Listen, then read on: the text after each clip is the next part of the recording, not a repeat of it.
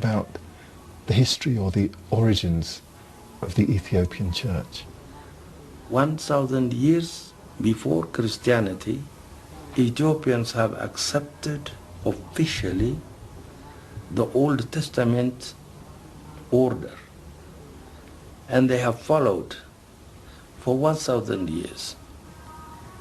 So we accepted Judaism, then we accepted Christianity. Now it is 3,000 years old altogether. According to the patriarch, Ethiopia's Judeo-Christian tradition does date from the beginning of the Ethiopian kingdom. He says that the faith and the emperors came together. The foundation of this belief lies in the astonishing claim that the very basis of Judaism is actually here in Ethiopia. It's a history which has been neglected for years, and it's largely without written records.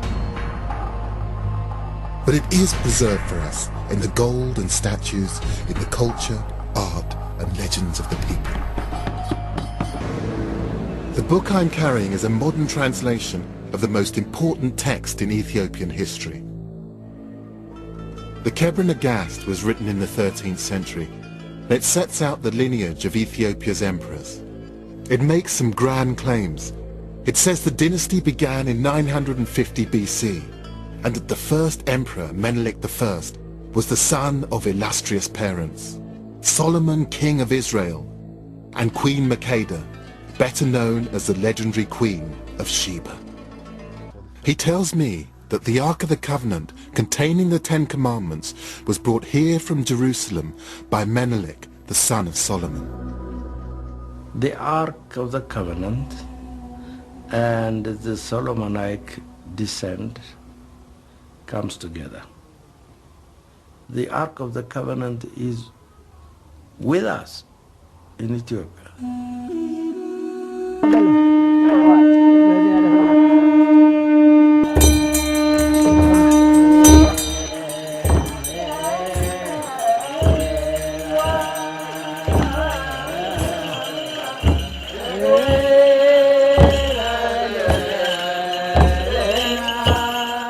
What one finds curious is what the Ark is all about.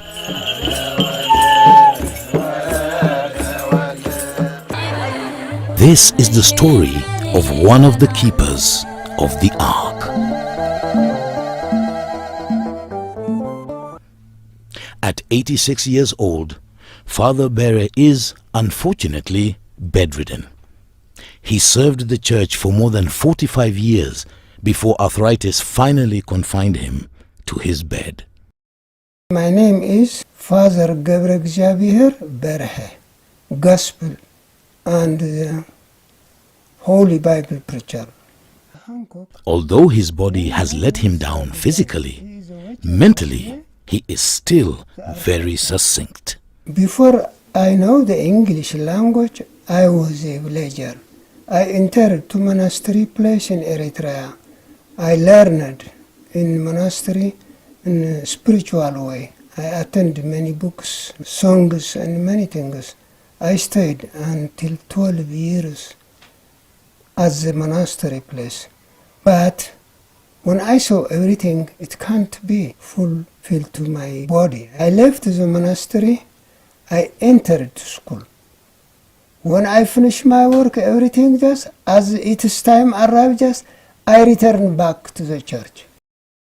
Fluent in 4 international languages, English, Italian, French, and German, Father Bere handed over the priesthood to Father Gennett. There is no report that the ark was carried away or destroyed or hidden. The ark disappeared, and we do not know what happened to it. The most important object is the world. The bedridden Father Bere continues even in spite of his sickly state to serve his people and to point them to God. Don't seek the arch. The arch is in your heart. About this time, they say, you know, about 100 writers, they wrote on the ark. They wrote, they become on this bank, just they didn't close. Why? 0, they didn't close. From these 200 or 400 writers about the lost ark, they didn't classify it. That Ethiopia has an incredibly rich historical heritage. Hopefully, this will continue to keep the communities together for hundreds of years to come, even if we do not unravel the mystery of the Ark of the Covenant. Ethiopia has been a Christian country since the 4th century. Christianity was introduced to Aksum during the 4th century. The Church of St. Mary of Zion was built at around that time. Ezana, archaeologists believe, was responsible for Ethiopia's first Christian church. He was the first Ethiopian emperor to convert to Christianity. Archaeologists know this for certain because coins minted during his rule show almost the moment of Ezana's conversion. One coin has a Christian cross in its design, but another, earlier coin, shows the pre-Christian religious symbol of the crescent moon and the sun. This is hugely significant. It means that there was a continuity of ruler before and after Ethiopia became a Christian country. The Judeo-Christian tradition here does seem to be unbroken. The coins confirm another fact. By the 4th century, this was a significant, well-established kingdom. This was the only place in sub-Saharan Africa at that time known to have issued currency.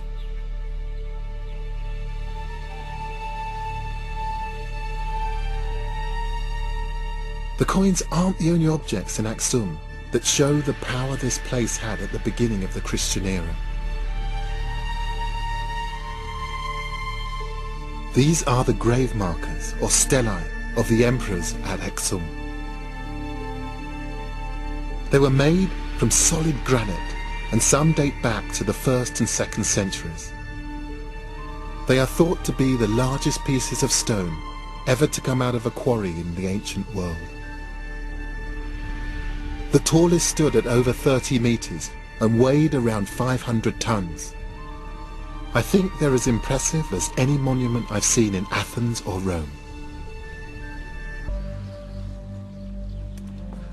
Down here is something very, very old. This is the remains of a building which is 4th century, said to have been built by King Ezana. By 434 AD, two kings, actually twins, Abraha and Atzbeha, had built magnificent rock churches on the hills of Tigray as places of worship and monuments where replicas of the original ark were and are presumed to be kept.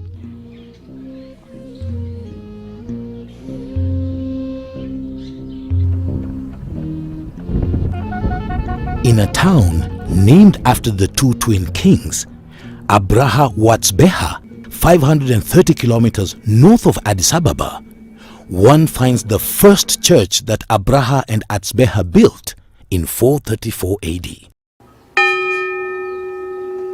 This church was the first of about 120 other churches built in the Tigray region. It's carved entirely from rock, and not a single stone block was used.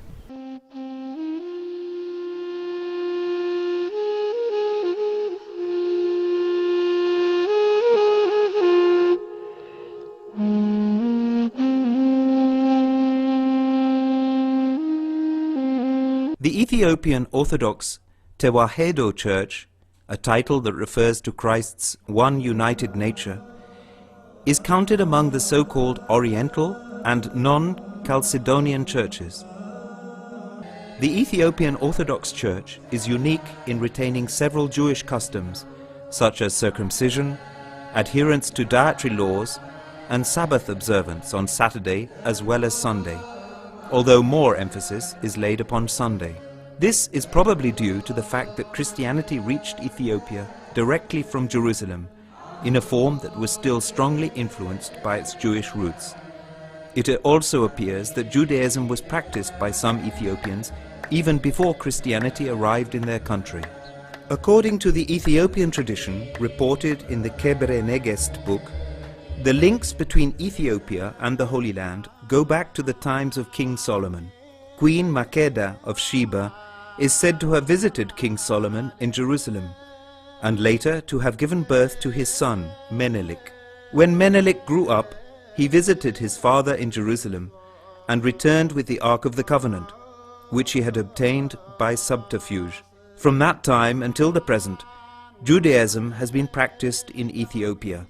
It is said that the chapel of the tablet in the Church of Our Lady Mary of Zion in Aksum, Ethiopia, still houses the original Ark of the Covenant.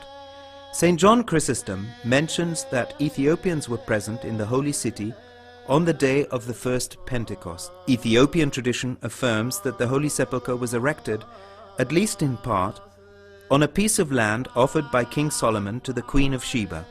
This underlies the claim of the Ethiopian Church to the Ethiopian monastery of Deir Sultan on the basilica's roof, and formerly to the chapel of St. Eleanor, now the property of the Armenian Orthodox Church. The presence of Ethiopian monks and the existence of Ethiopian properties in Jerusalem can be traced in historical sources to the early Christian centuries, and continues throughout the times of the Muslim conquest, the Crusaders, and Salah ad-Din, and on up to the 14th and 15th centuries, when most of their properties in Jerusalem were lost.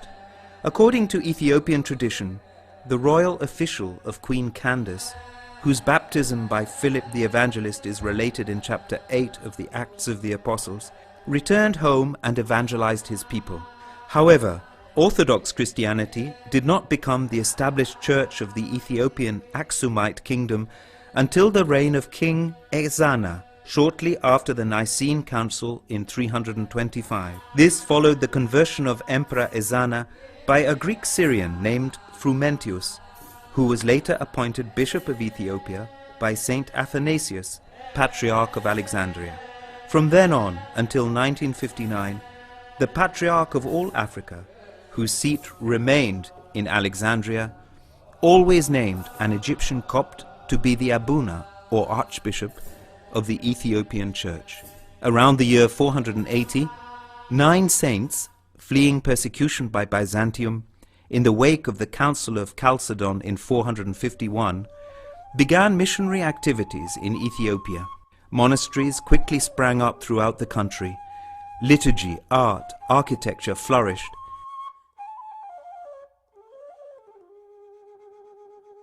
To this period is also attributed the creation of Ethiopian church music by a local scholar and disciple of the 9 saints called Yared. The Ethiopian church reached its zenith between the 12th and 15th centuries when, following a vision he had, King Lalibela built a new Jerusalem in his kingdom of Ethiopia.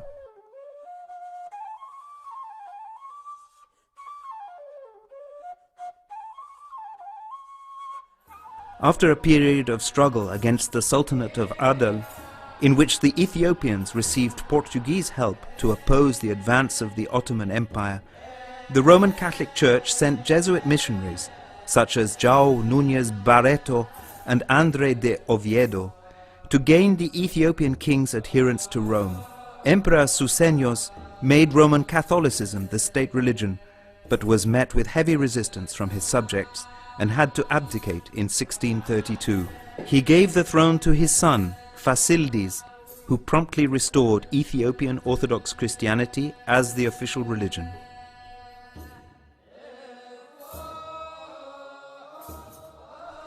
In 1948, an agreement with the Coptic Church made the Ethiopian Church autocephalous, and in 1959, the first Patriarch of Ethiopia was crowned.